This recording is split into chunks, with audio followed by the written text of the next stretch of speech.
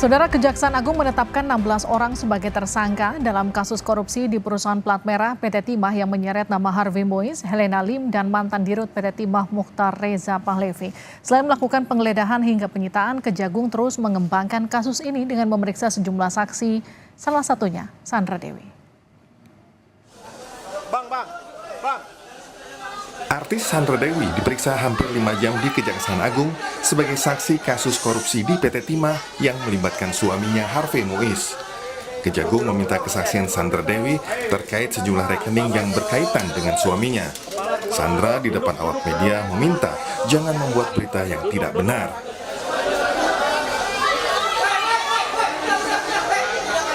Selain Sandra Dewi, Kejagung juga memeriksa saksi lain, yaitu pengusaha Robert Bonu Susatya.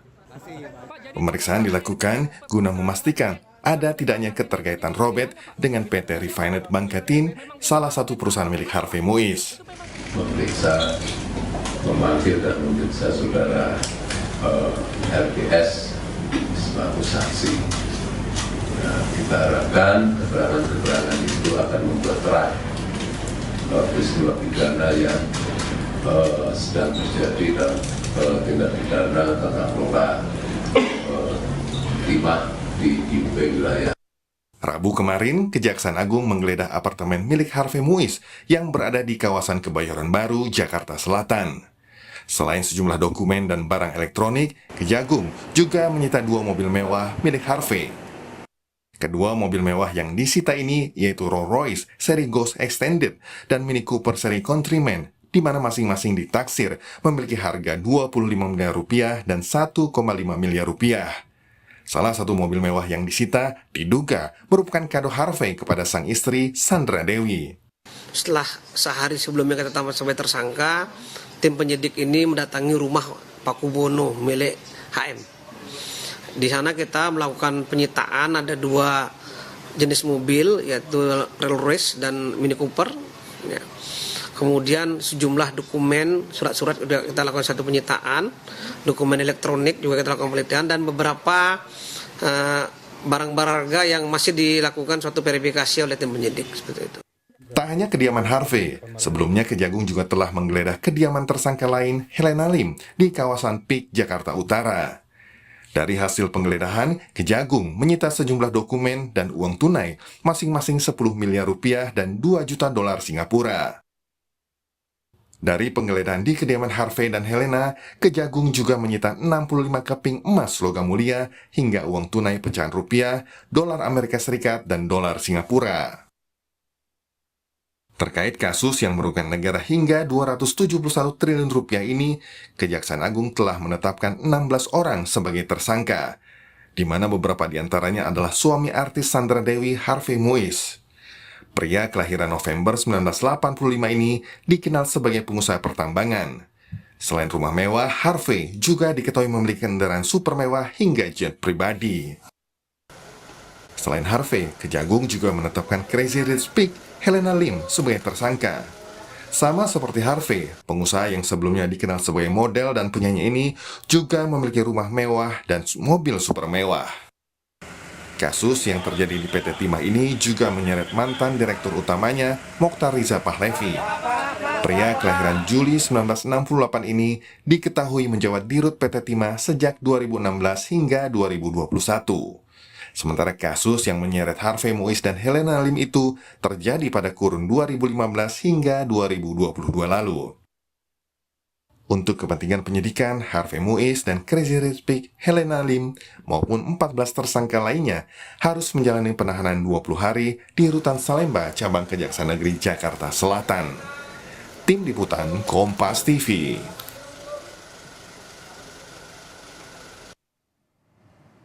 16 orang ditetapkan sebagai tersangka atas kasus korupsi 271 triliun di PT Timah. Berjalannya kasus ini diduga tak hanya kasus korupsi semata, namun mengarah ke tindak pidana pencucian uang alias TPPU. Kita akan gali lebih lengkap bersama pakar TPPU Yenti Ganarsi. Bu Yenti, selamat malam. Selamat malam. Bu Yenti, kasus ini nggak cuma bicara soal kasus korupsi, tapi juga dugaan TPPU. Bagaimana respon Anda? Oh ya, memang selalu kalau ada korupsi, apalagi korupsinya sudah mulai 2015 ya, atau bahkan ada yang mengatakan 2012 sudah ada masalah itu kan. Itu kan berarti baru diungkap sekarang. Artinya apa?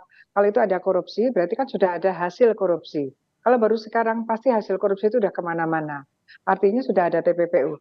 Jadi tadi kalau nggak salah, siang tadi kan sudah diumumkan bahwa Harvey kan sudah kena korupsi dan TPPU gitu ya. Saya kira harusnya yang 15 lainnya juga pasti gitu ya. Jadi nggak usah dicicil lah. Kalau ini udah satu pasti kok. Itu kalau sudah ada korupsi sekian lama, kan nggak mungkin uang hasil korupsi itu diam saja.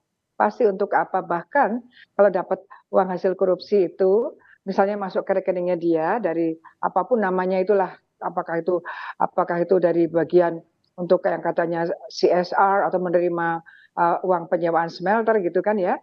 Nah setelah itu ketika keluar jadi apapun bahkan ditransferkan ke rekeningnya dia yang lain pun itu adalah TPPU.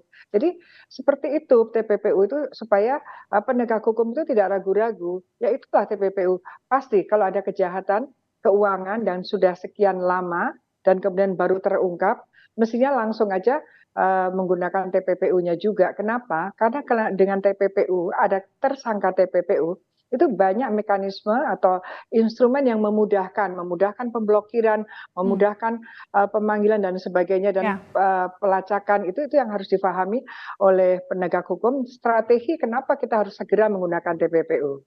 Bu Jadi Yenti, follow the money, ya. Follow the money begitu ya salah satu skemanya. Tapi hari ini Sandra Dewi, istrinya Harvey Moise itu kan diperiksa juga di Kejagung ya. Kira-kira apa yang digali sih Bu Yenti ketika istri dari tersangka TPPU itu diperiksa? Ya kan Kejaksaan Agung kan justru sudah menyatakan bahwa rekening si tersangka korupsi pasti sudah dibuka kan, sudah diperiksa. Dan rekening itu kan mengalir, kalau nggak salah tadi kemarin bahkan menyatakan bahwa sebetulnya rekeningnya Sandra Dewi sendiri sudah diblokir, artinya sudah dilihat kan. Ya pasti ada lah. Memang TPPU itu ya yang paling, kan TPPU itu adalah memidana siapapun yang menikmati hasil kejahatan. Ada orang melakukan kejahatan, ada pihak melakukan kejahatan korupsi misalnya. Kemudian ini mengalir, itu pasti ada TPPU kan mengalir.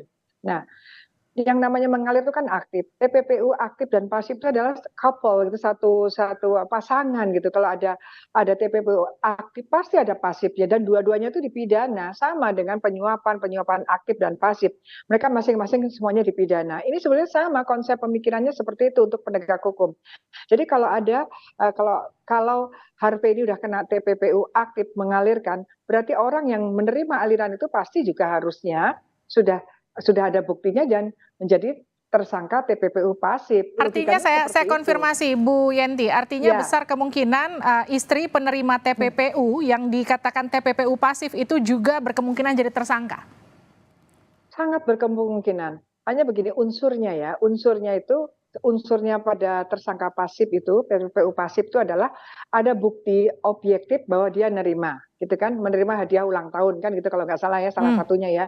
Misal dia menerima atau nanti ada aliran dana dari rekening suaminya ke rekeningnya dia. Kita kan belum tahu ini.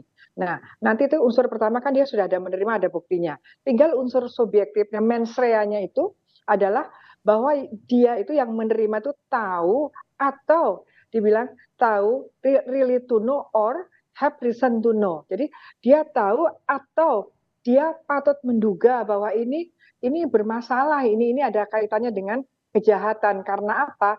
Alasan pemberiannya dan dikaitkan dengan jumlahnya gitu. Dan kemudian dikaitkan dengan pengetahuan si penerima tentang profil si pemberi. Jadi dia berpikir apa mungkin ya suaminya memberikan seperti ini gitu kan. Kan ini kan bukan berkaitan dengan orang-orang yang di kampung, ini orang-orang di kota yang sering sekali kita banyak kasus-kasus begini kan, hati-hati menerima sesuatu yang jumlahnya itu tidak wajar gitu. Kalau dia ada tahu ya, tahu tidak wajarnya, bukan tahu hasil kejahatan, tahu merasakan ini ada suspicious, ini ada kecurigaan, ini unusual.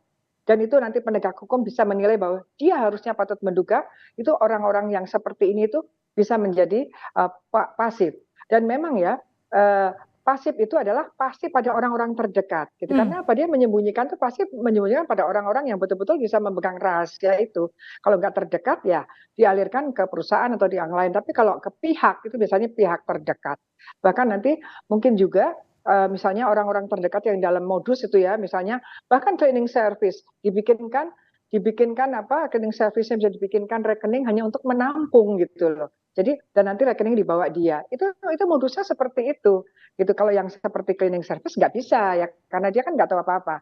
Tapi kalau hubungannya suami istri itu bukan hal yang mustahil gitu ya. Kan kita sudah pernah punya Malindadi, suaminya Andika juga kena ya. Kemudian contoh yang bisa dilihat Menteri Pertahanan Yunani berkaitan dengan alutsista, korupsi alutsista, Menteri Pertahanan, TPPU-nya siapa? Istrinya, mantan istri dan anak perempuannya gitu. Itu jadi sudah begitu karena apa? Oke. Pasif itu penting sekali karena harta kekayaan yang ingin nantinya kita mau dirampas kembali yang berbuat masyarakat adalah dimiskinkan kembali dari hasil korupsinya itu jangan sampai ada di sisi pasif gitu loh. Tapi gini, yang penting kita tuh jangan terpukau. Ini tuh kalau dibandingkan ratusan triliun tadi ini kecil. Jadi harusnya semuanya dilihat. Menurut saya logikanya kalau yang ke-16 ini tersangka ke-16 saja ada TPPU-nya, harusnya yang 15 itu juga ada TPPU-nya gitu. Dan kemudian siapa ya? Apakah hanya sejumlah itu? Siapa di balik ini semua? Itu juga Kejaksaan Agung harus membuka semuanya secara tuntas. Mengenai sita kekayaan dan juga memiskinkan pelaku TPPU itu seperti apa polanya nanti? Iya, nanti kan ini dari hasil kejahatan. Ini kan ada 2 kejahatan sekaligus dalam satu berkas ya, korupsi dan TPPU. Kita bisa menyita dengan korupsi. Menyita dengan korupsi itu bisa disita termasuk harta kekayaan yang didapatkan sebelum dia korupsi. Karena yungtungnya pasal 18 untuk uang pengganti. Tetapi kalau menyita dengan TPPU karena tracing of asset, tracing of money as a proceeds of crime, melacak uang atau harta kekayaan hasil kejahatan, itu adalah yang dilacak atau nanti bisa disita adalah yang terjadi misal transaksi jual beli atau apa yang terjadi setelah dia korupsi gitu ya. Jadi ini ada 2 instrumen bisa untuk penyitaan. Dan yang lebih kuat adalah penyitaan menggunakan TPPU. Kenapa? Karena kalau menggunakan TPPU langsung disita sendiri. Tapi kalau korupsi itu kadang-kadang nanti uang pengganti dia nggak mau ganti, diputus pidana karena terbukti, tidak mau ganti tapi diganti dengan penjara 2 tahun misalnya kan gitu. Tapi kan kita nggak mau itu. Jadi harusnya memang penegak hukum menggunakan TPPU supaya dia menyita sendiri, memblokir, kemudian menyita dan kemudian nanti mengelola. Sekarang kan pertanyaannya adalah misalnya ini hanya sedikit dibandingkan ratusan triliun, ada 2 mobil itu ya. Itu bagaimana pola pikirnya negara itu untuk memaintain mobil itu? Jangan sampai dengan proses nanti dia turun, ya kan? Karena apa? Sedihnya itu kalau ini nanti terbukti ya, karena memang ternyata dibelanjakan untuk hal-hal yang seperti itu kan, hal-hal yang mewah yang harganya gampang sekali jatuh gitu ya. Kalau nanti terbukti, padahal itu kan uang rakyat, gitu. Itu kan yang kita miris gitu ya. Itu yang harus difikirkan. Makanya berkaitan dengan ini harusnya pemerintah harus segera mempunyai Asset Recovery Act ya, Undang-Undang Perampasan Aset. Jadi kalau ada penyitaan mobil-mobil ini kita sudah punya payung hukum untuk bagaimana mobil ini mau dilelang sekarang atau ada lembaga yang untuk maintenance ini bisa jadi disewakan juga boleh dan sebagainya supaya nilainya tidak turun gitu. Itu harus ada dalam Undang-Undang Payung Aset Recovery, Undang-Undang Perampasan Aset. Itu jadi termasuk pengelolaan aset-aset yang disita pada masa proses pengadilan ini sedang berjalan. Baik, terima kasih Bu Yenti sudah berbagi bersama kami di Sapa Indonesia Malam. Sehat-sehat selalu Bu Yenti.